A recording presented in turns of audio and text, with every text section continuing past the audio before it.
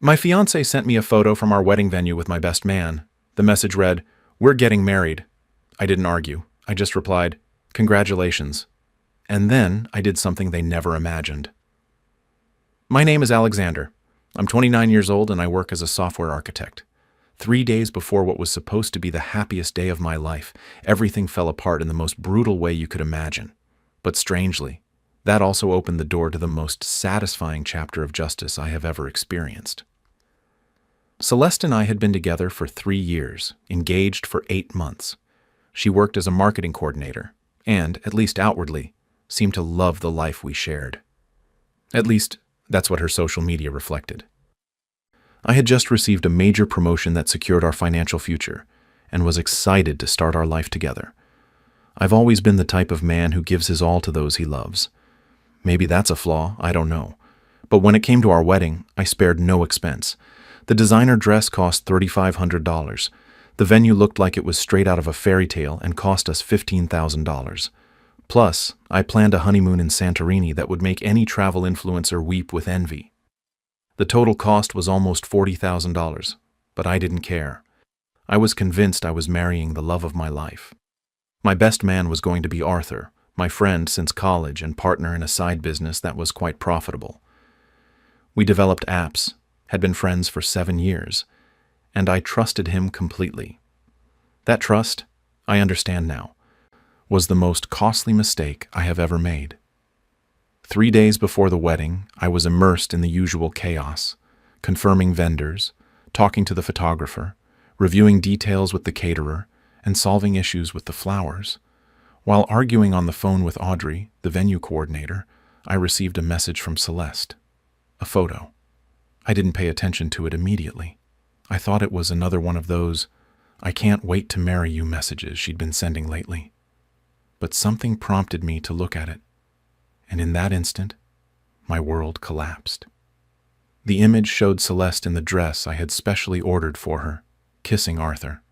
They were at our ceremony spot where we were supposed to say "I do" in 72 hours. The text accompanying the photo was like a stab. "We're getting married. Thanks for paying for everything." 2 heart emojis were added. I stared at the screen in shock for half a minute, unable to react. Audrey's voice continued to sound in the earpiece, but I heard nothing. I only thought about how calculated it all was, the cruelty, and how they had chosen the perfect moment to ensure that canceling would cost me every penny. Then more messages started coming in. "Sorry, but we're in love. You can keep the ring as a consolation prize, lol. By the way, Arthur is much better in bed. You're a good guy, you'll find someone." Each phrase was a direct blow to the stomach, but something unexpected happened. I didn't break down, I didn't scream, I didn't cry, I didn't beg. I felt a strange, cold calm that allowed me to act. I replied with 2 words, "Congratulations." Then I blocked her number. Here's the thing. Betrayal clarifies your priorities.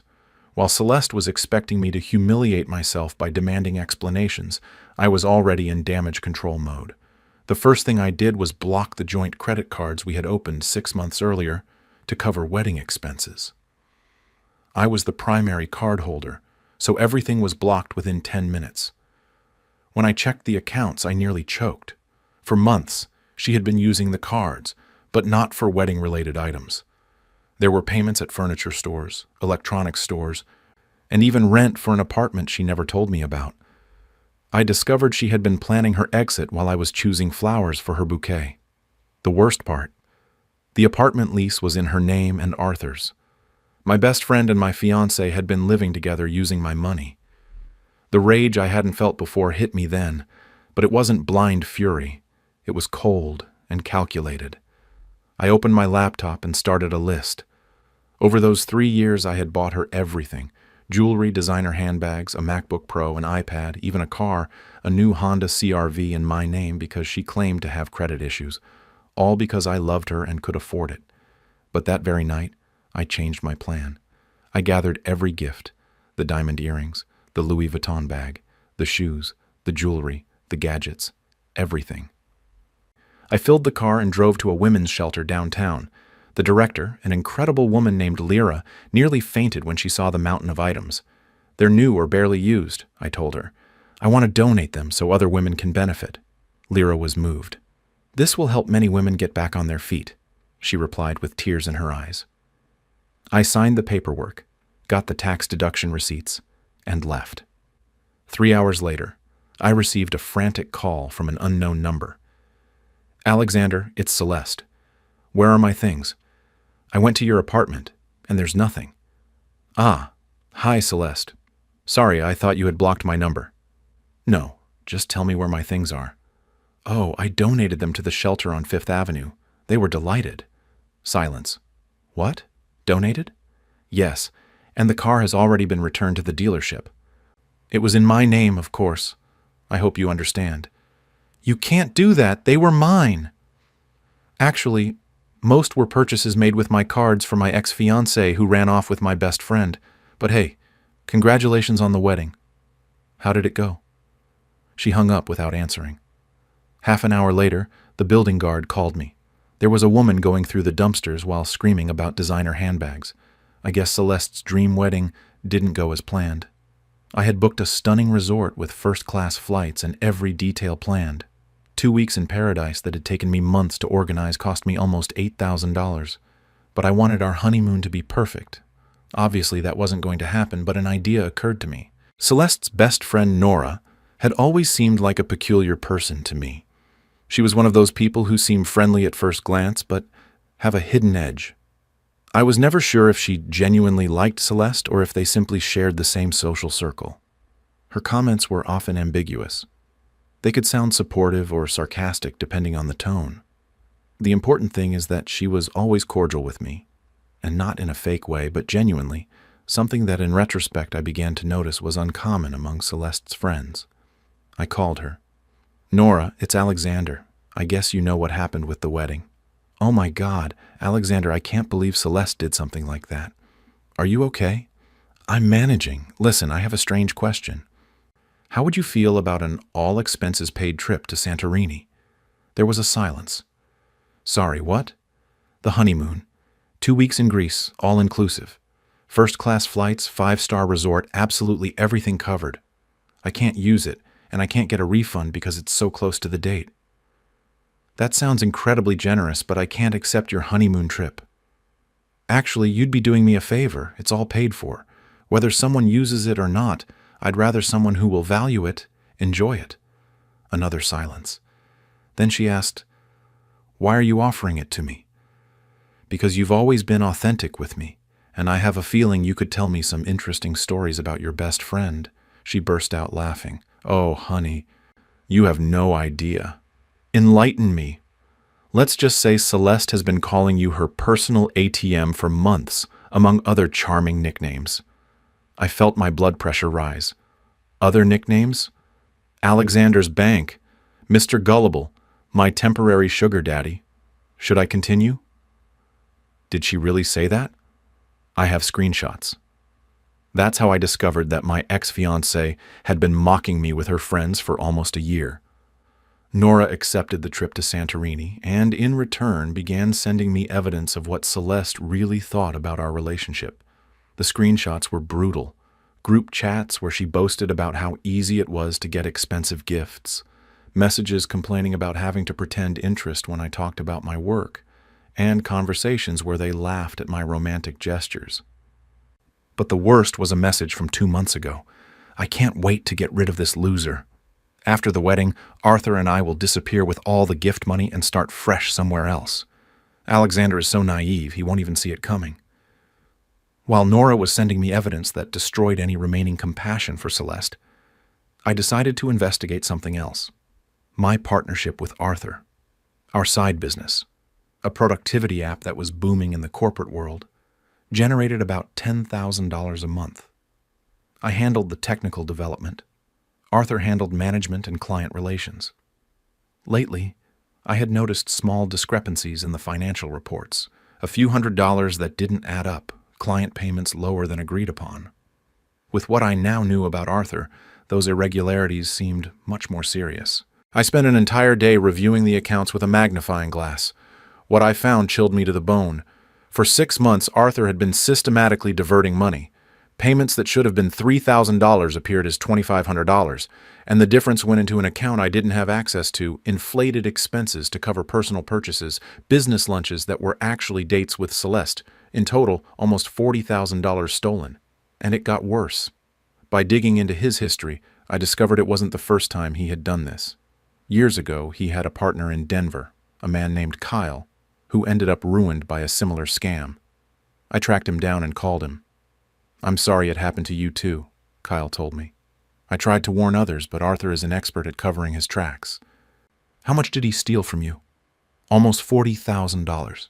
He took $60,000 from me, and he took out loans in my name on top of that. I lost everything. I declared bankruptcy and moved back in with my parents. 3 years later, I'm still paying the debt." That's when I understood that this wasn't just a personal betrayal, it was a pattern. Arthur was a professional con artist who gained trust only to destroy lives, and I was his latest victim. While I was processing that, my phone rang. It was Audrey, the wedding venue coordinator. "Alexander, I hope I'm not bothering you, but I wanted to personally inform you about something that happened yesterday." "What happened?" "Your fiancé and that man came by in the afternoon. They wanted to keep the reservation under their names and use your deposit for their ceremony." I almost dropped the phone. "What?" "They thought they could take your date, the decor, everything. They even brought the marriage license with their names on it. They wanted to use your $10,000 deposit." "Please tell me you didn't allow it." "Of course not. I explained that only the payer could authorize changes. They became aggressive. She was yelling that it was her wedding, and she had the right to use the venue." "What did you do?" "I canceled everything and withheld the deposit according to our cancellation policy. They won't be having any wedding here, and they won't be charged any additional fees." I felt a wave of gratitude toward that woman, especially since I'd barely interacted with Audrey. "Thank you. Truly, you didn't have to do that," I said. "Actually, I did. In 15 years of coordinating weddings, I've never seen anything so outrageous." "What they tried to do was essentially service theft," she replied firmly. "When I hung up, I sat there absorbing the audacity of it all. This wasn't just a personal betrayal. They had tried to literally steal the wedding, to show up and get married using the money I had paid for the venue I had reserved. They probably planned to keep all the gifts from the registry too. It was then that I understood this wasn't a simple, impulsive mistake by two people who fell in love. It was a calculated, premeditated fraud. The next revelation came from where I least expected it: my own family. That night, I received a call from my sister, Elodie, who had always been close to Celeste, and whose friendship with Serafina, Celeste's sister, had been the bridge for Celeste and me to meet. It turns out that relationship had given Elodie disturbing information about Celeste's family. "Alexander, I need to tell you something, and you're not going to like it," she said in a serious voice. "At this point, I don't think anything can surprise me," I replied, exhausted. Celeste's family knew everything about the infidelity. Those words hit me like a punch to the gut. Serafina told me months ago. She was bragging about how Celeste was using you until she found someone better. And not only that, her mother was involved too. Each sentence was worse than the last. How long have they known? At least 4 months. Serafina told me they were helping her plan the perfect timing for everything. They wanted Celeste to wait until after the wedding to maximize the gains, but she got impatient. You know what the plan was? Get married. Divorce soon after and get alimony. They were even laughing, saying Celeste was going to walk away with half of everything and then disappear with Arthur. I collapsed into the chair. It wasn't just Celeste and Arthur who had betrayed me. It was a whole family conspiracy. They had mocked me while planning to use me as a financial stepping stone. "There's more," Elodie continued. "Serafina said her mother even suggested she get pregnant before leaving you to ensure child support." My God. "I'm so sorry, Alexander. I should have told you sooner, but I thought Serafina was exaggerating. I never imagined it was this real until everything exploded." "It's not your fault," I managed to say, though inside I was shattered. Now everything made sense. It wasn't a story of thwarted love. It was an organized group acting as future in-laws. And the bad news didn't end there. 2 days later, I received a call from Aldrich, a mutual friend who worked in finance and had always been the most sensible one in our circle. Alexander, I'm so sorry about what happened, but you need to know something about Celeste's financial situation. What else could there be now? I asked, exhausted. She's been borrowing money from several friends, small sums, a few $100s at a time, but from many people. She said they were wedding emergencies and that you would reimburse them after the honeymoon. How much are we talking about? I started digging when she asked me for $500 yesterday. Between 8 people, she's raised almost $4,000 in the last month.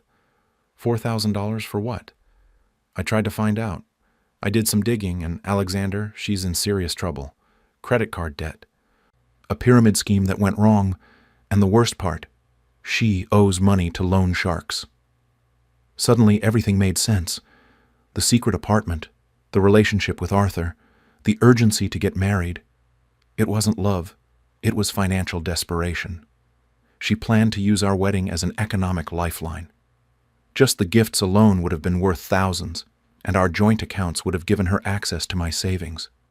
If the original plan had materialized, marrying and then divorcing, she would have walked away with enough money to pay off debts and start fresh. How serious is it? I asked, a knot in my throat. The kind of serious where, if you don't pay, they come looking for you. I think she wanted to use the wedding registry money to buy time and then flee with Arthur before they found her.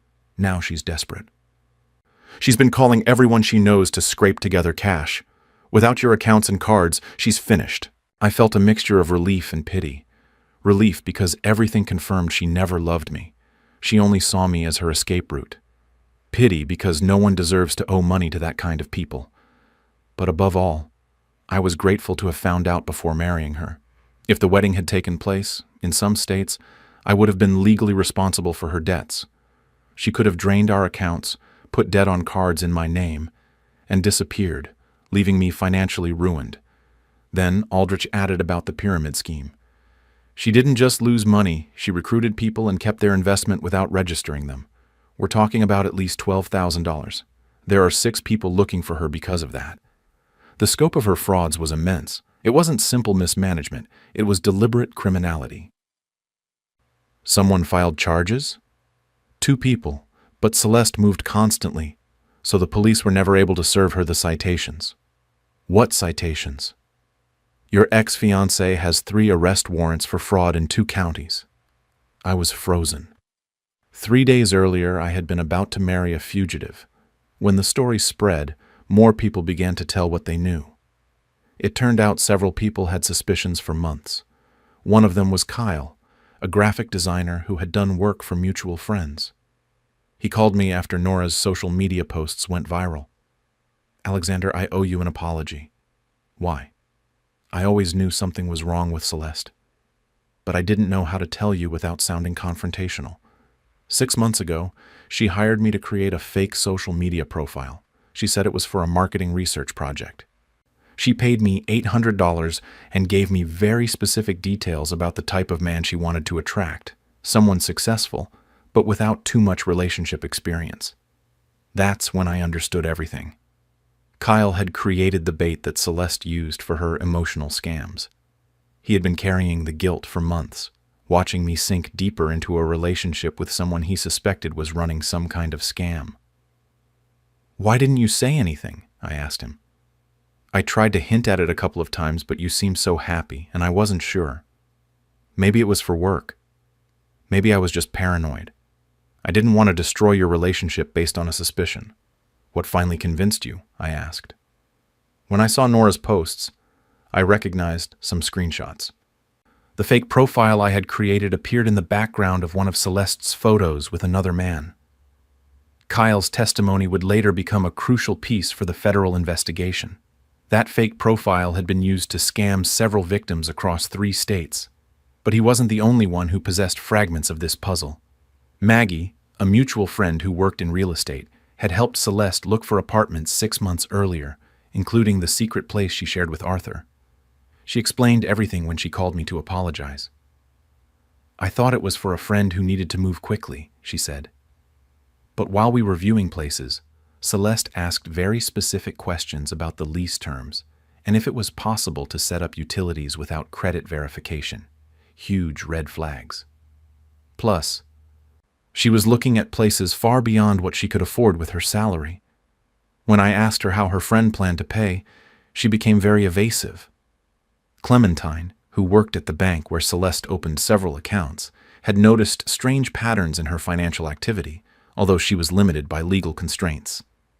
"I can't give you details because of privacy laws," she told me cautiously, "but if I were in your place, I'd be very concerned about potential identity theft." The implication was clear. Celeste had been using my personal information to open accounts or apply for credit without my knowledge. Then there was Felix, a bartender at the restaurant where she used to meet with various clients and dates. He had witnessed her coaching sessions with other women, teaching them how to maximize benefits from their relationships. She was basically giving seminars on how to financially exploit men, he told me. She'd bring them in every few weeks and teach them her techniques. "What kind of techniques?" I asked. "How to get expensive gifts early on, how to gain access to bank accounts and credit cards, how to time financial requests for maximum impact." She called it relationship optimization.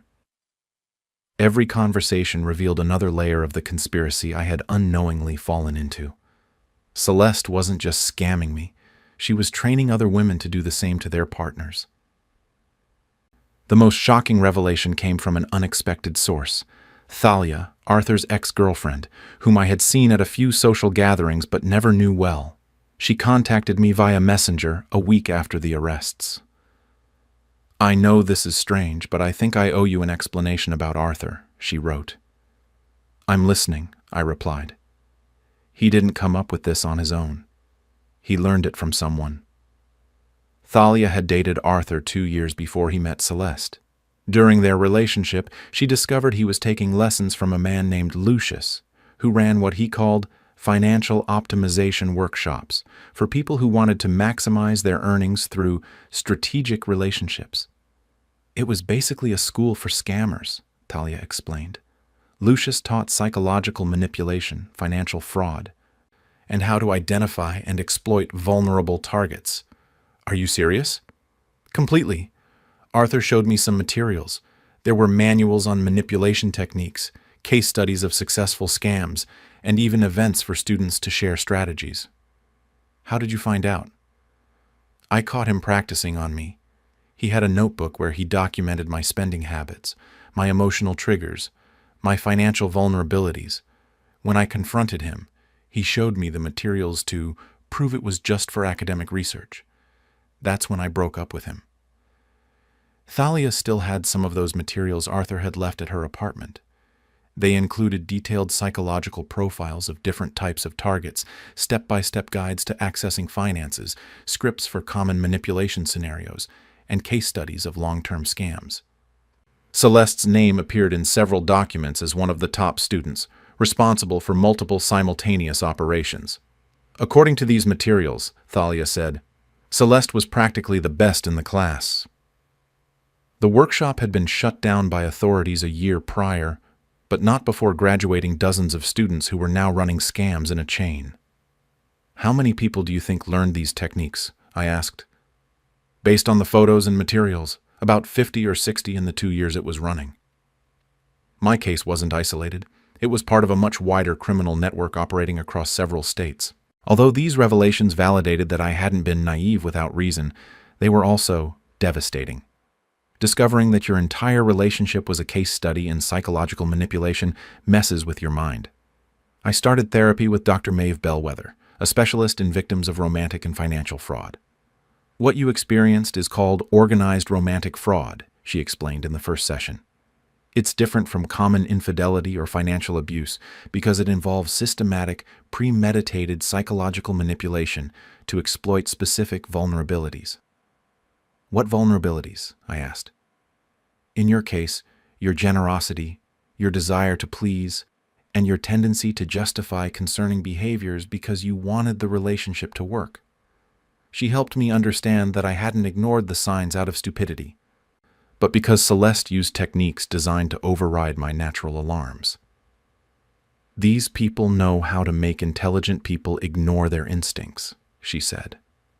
I learned about love bombing, those excessive displays of affection at the beginning, and financial conditioning, the progressive normalization of expensive gifts and economic dependency. Also about gaslighting, the way she made me doubt my perception when something didn't add up. "The most important thing," the doctor told me, "is that this was not your fault. You responded as any healthy person would to manipulation, by trying to be understanding." The therapy was eye-opening, but it also made me see the magnitude of the damage. It wasn't just the money or the betrayal. It was regaining confidence in my own judgment after discovering someone had deliberately sabotaged it for years. Soon, the news about this romantic fraud network spread throughout our social and professional community. Local media covered it, highlighting the organized nature of the scheme and the workshop that had trained so many perpetrators. The response was overwhelming. Testimonies began to emerge from people who had similar experiences, and it soon became clear that Celeste and Arthur's operations had affected many more people than we imagined. A local victims' rights organization led by a woman named Lyra contacted me to coordinate support for those who had been harmed. "We are detecting a pattern of organized romantic fraud much broader than we thought," Lyra explained in our first conversation. "Your case is helping to identify and assist victims who didn't even know they had been targeted by a criminal network." Thus was born a support group for those of us who had been deceived, which ended up including 12 people directly scammed by Celeste and Arthur, as well as other participants of the workshops run by Lucius. This group became a powerful force for justice and emotional recovery. We shared resources, compared notes on the manipulation techniques we had suffered, and supported each other during the legal processes. But more importantly, we worked together to regain confidence in our ability to recognize genuine relationships versus fabricated ones. "The hardest thing," said Octavian, another victim of Celeste, "isn't the money. It's trusting again when you know how easy it is to fake sincerity." That feeling resonated in all our stories. We were successful, intelligent people who believed they had good judgment. Discovering that we had been systematically deceived by manipulation experts made us question our ability to differentiate the real from the fake. However, the group also restored our hope. As we shared experiences and moved forward together, we understood that the problem wasn't our lack of judgment, but the sophistication of the deception we had been subjected to. "Normal people don't lie like that," explained Dr. Maeve Bellwether in one of the sessions. "Normal people don't have training manuals in psychological manipulation." They weren't dealing with common relationship problems. They were facing organized crime. The community's reaction went beyond those of us who were direct victims. Local banks began offering workshops on preventing financial fraud. Dating apps implemented more rigorous verification systems, and professional organizations started debating how to identify and report romantic fraud networks. Our story became a catalyst for raising awareness and preventing new crimes. As the legal process advanced, more details about the scope of this criminal network came to light, leading to much broader repercussions. 3 additional cities initiated investigations into similar operations, and the FBI created a special unit to combat organized romantic fraud. Lucius, the man behind the manipulation workshop, was arrested on federal charges related to conspiracy and fraud. But the most gratifying effect was seeing the community unite to support the victims and reject those responsible. Celeste's family, who had initially backed her and helped plan the embezzlement, ended up being socially ostracized when the magnitude of the crimes became known. Her mother, who spearheaded the strategy of squeezing everything out of the situation, was forced to resign from her volunteer positions at several charities. Her sister, Serafina, who had boasted about the fraud among friends, lost her job at a financial planning firm when her involvement was discovered. "We cannot have someone on the team who considers swindling clients acceptable," her former boss told a mutual acquaintance. Arthur's professional network also completely collapsed. The news of his fraud and embezzlement charges spread quickly in the tech sector, leaving him blacklisted from all major companies and contractor networks in the region. The most significant development was the cultural shift this whole situation generated. People began to trust their instincts more when faced with suspicious behavior, to support those who expressed doubts about their relationships. and to prioritize authentic connections over appearances. Audrey, the coordinator of the venue where my wedding was supposed to be held, told me months later, "Your story completely changed the way our social circle views relationships. People are more honest, more genuine now. They don't try so hard to impress because they've seen what happens when someone fakes their entire life." That cultural shift was perhaps the most valuable consequence of all, not just achieving justice for the crimes committed, but preventing future tragedies through a more conscious and vigilant community. Just when I thought there were no more surprises left, I received an unexpected call from someone I had barely spoken to in years. Aldrich, Arthur's younger brother, a recent law graduate, had always seemed the opposite of his brother: serious, reserved, and with a strong moral compass. "Alexander, I need to meet with you. Can you come to my office today?" he said bluntly. "What's this about, Aldrich?" I asked, intrigued. "It's about my brother and what he did to you." An hour later, I was sitting in his small downtown office, facing a folder full of documents. "I've been keeping an eye on Arthur for years," he confessed, sliding the folder towards me. "I knew he was up to something shady, but I didn't imagine the extent until I heard what happened with your wedding." I opened the folder. Inside were bank statements, copies of messages, and financial records I had never seen. "How did you get all this?" I asked. "Arthur isn't very careful with IT security. We shared a laptop in college, and I still have access to some of his cloud accounts. I know it's probably illegal, but I couldn't stand by and watch him ruin more lives." The evidence was overwhelming. Messages between Arthur and Celeste from 10 months ago, planning their exit strategy, records detailing how much money he had embezzled from our business, and even notes from a previous scam in Denver with precise instructions on how he had manipulated his former partner. The most shocking was a document titled Operation Strongbox, a written plan to financially exploit me. "Are you saying they had a plan called that?" I asked, incredulously. "Read the details," Aldrich replied. "It's worse than you imagine." The plan was as meticulous as it was cruel. Phase 1. Arthur gains my trust and establishes a friendship. Phase 2. Introduce me to Celeste, who starts a romantic relationship. Phase 3. Gradually increase financial dependence and access to my resources. Phase 4. Execute the betrayal at the most advantageous moment to obtain maximum economic benefit. They had been preparing everything for almost a year. "Why are you showing me this?" I asked. "Because what my brother did is a crime, and because you don't deserve to be a victim. I want to help you bring him to justice." "You would testify against your own brother?" "Alexander, he has done this before. The guy in Denver wasn't his first victim. There had been signs for a long time. Someone had warned me that similar incidents had occurred in college, and that if no one stopped him, he would continue to ruin lives without remorse."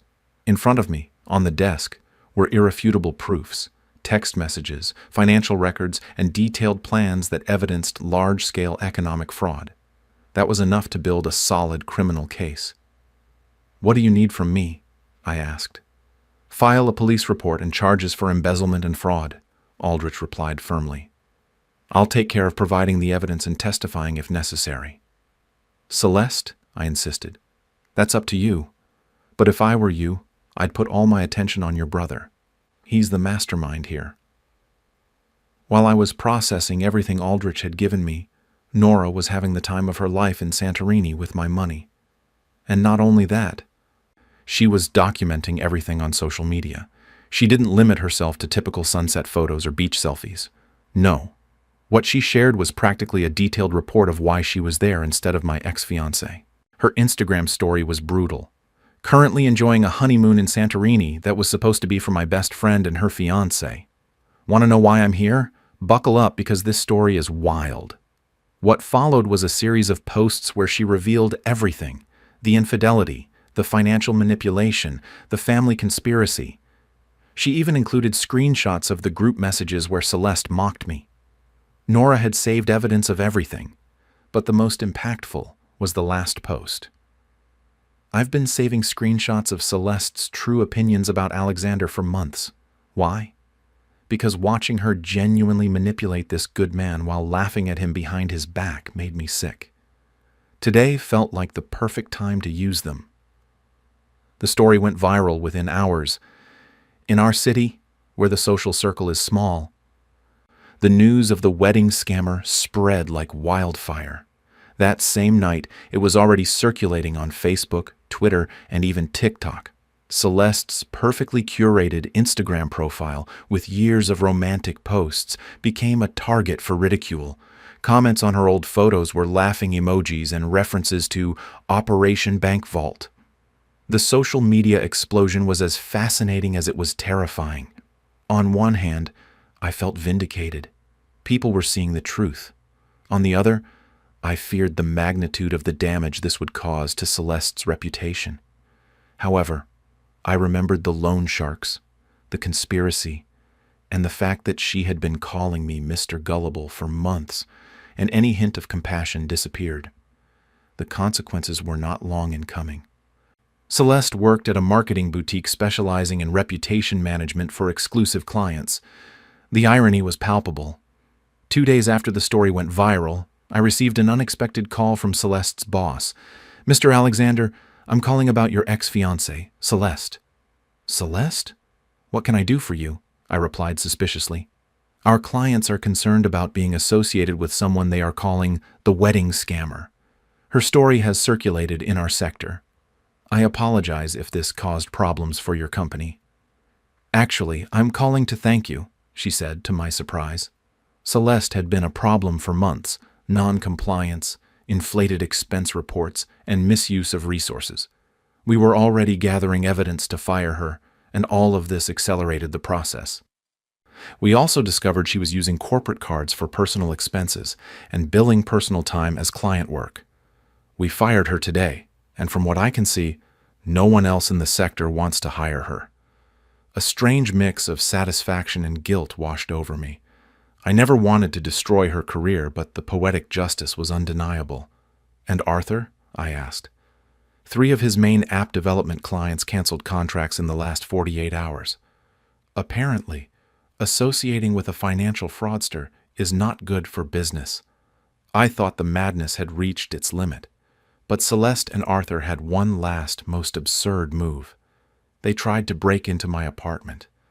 I knew thanks to the security cameras the building installed 6 months ago after a wave of robberies. The video showed them trying to force the lock at 2 a.m.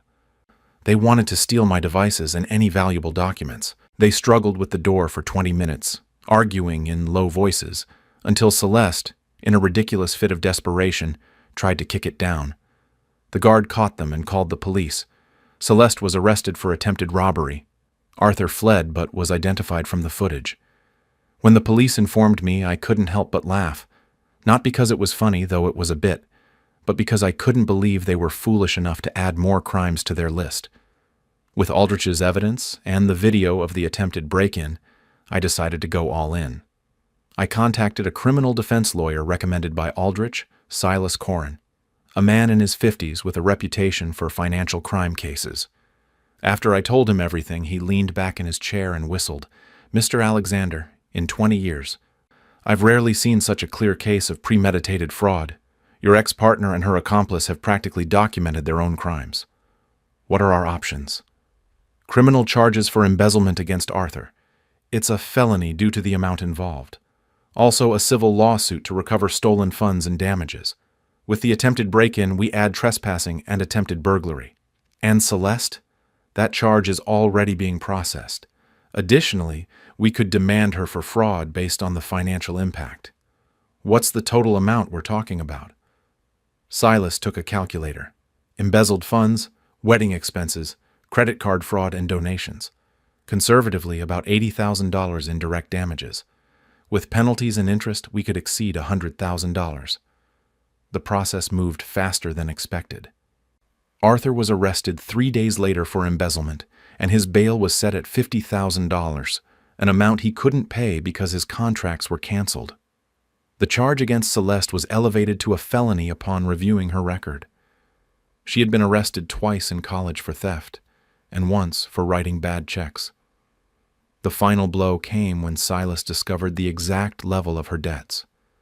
I never imagined that everything I uncovered after that betrayal would be so huge. What initially seemed like a simple romantic deception ended up uncovering a plot straight out of a movie. Today, 6 months later, I can tell it clearly. First, what I learned about Celeste chilled me. She owed money to 6 different creditors, including the illegal loan sharks Aldrich had mentioned. Her debt was not $15,000 as I thought, but close to $30,000. Most interestingly, as Silas Curran explained to me, several of those creditors had been looking for her for some time. Now that her legal troubles are public knowledge, they're all going to come after her at the same time.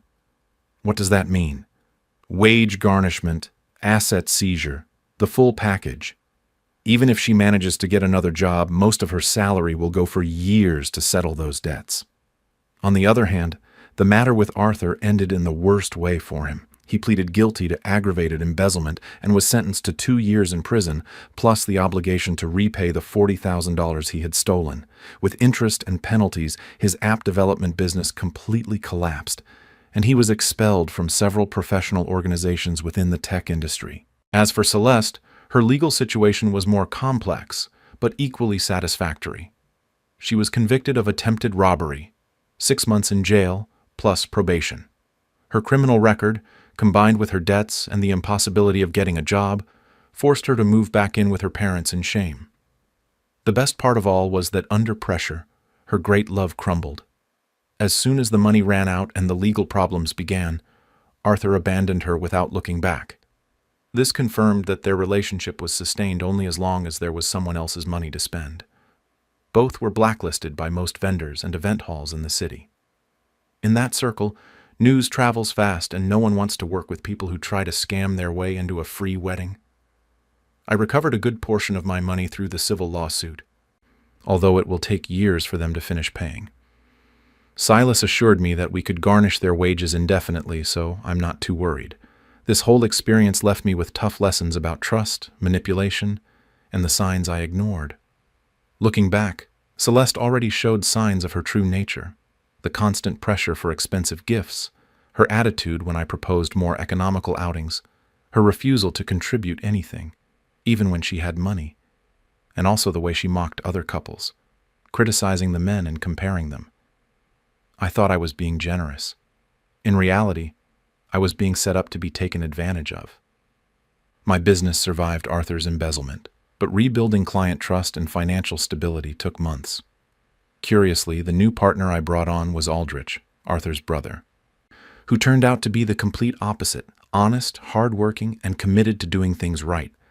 I never imagined that an unexpected friendship would come out of this disaster, much less with Audrey, the coordinator of the venue where the wedding would have been.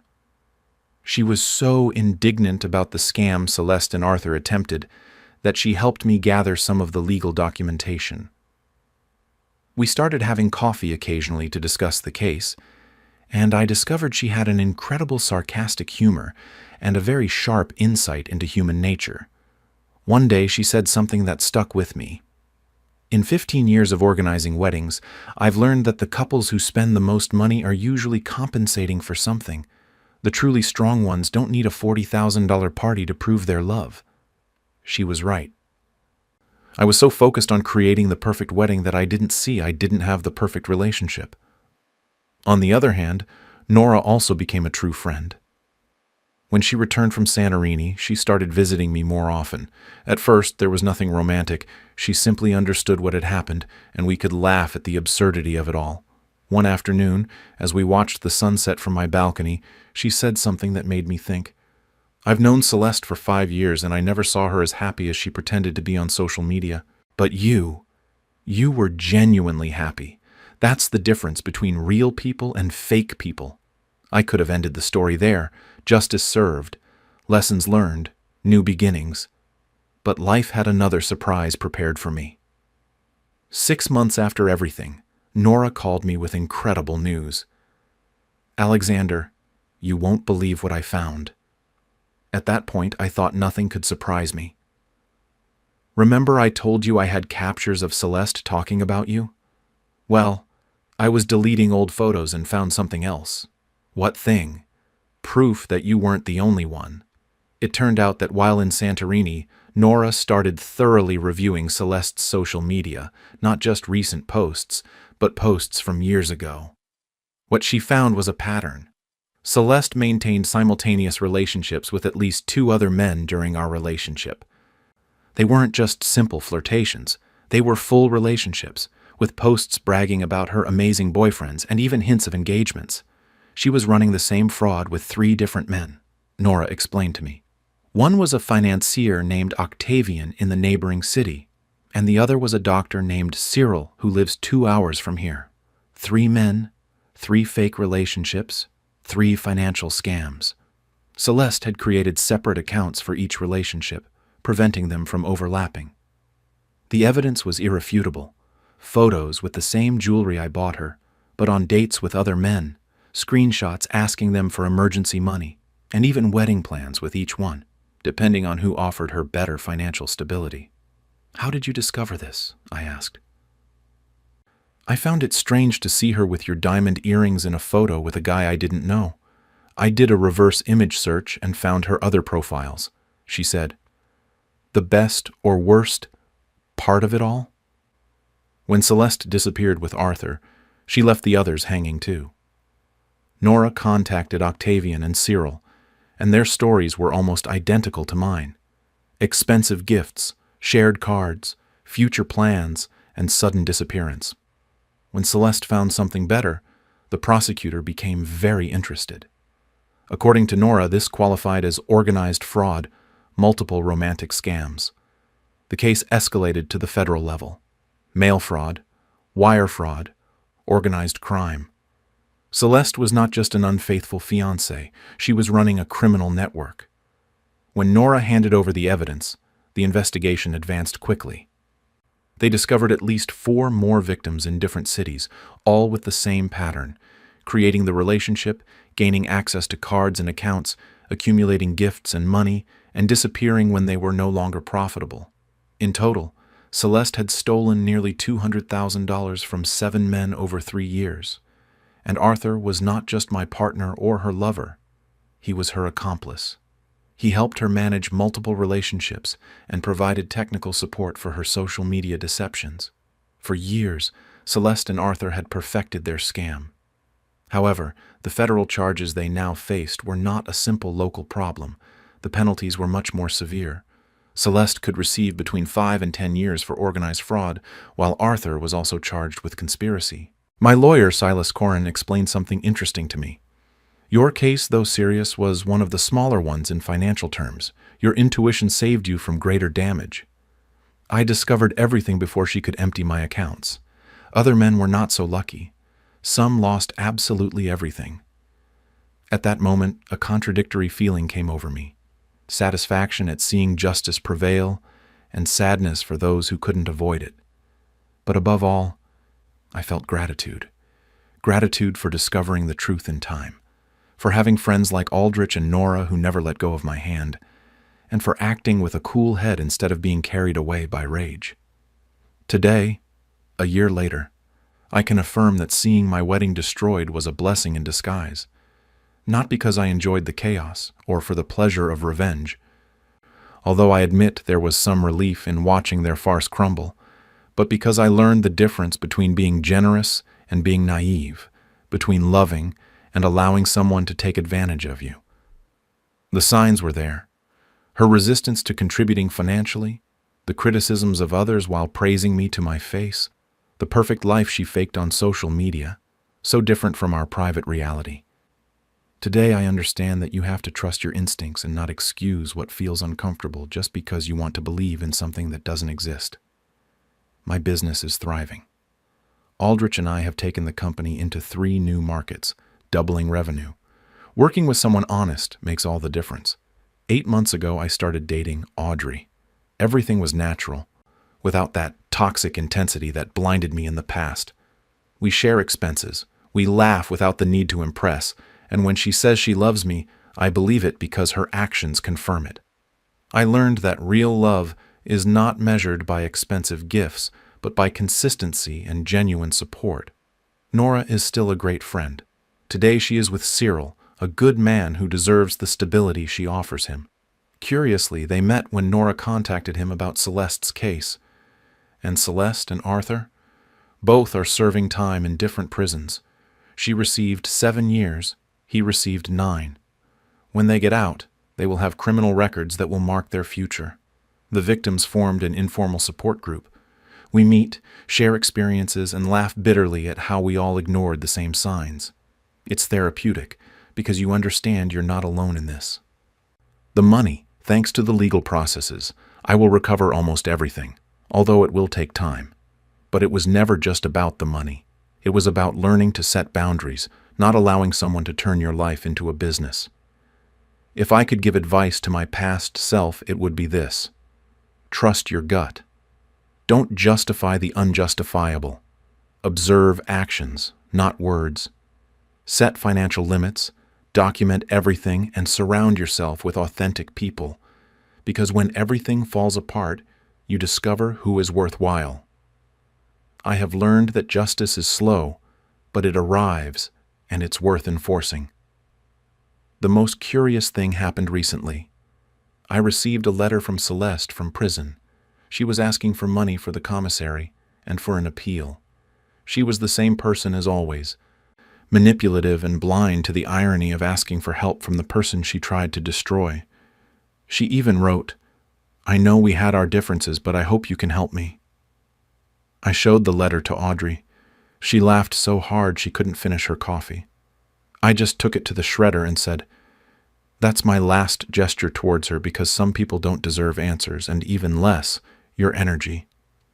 Today, I am too busy living a life that is worthwhile, not with noise, not with public revenge, but with peace. And that is my true victory, having recovered something they can never steal from me, my tranquility."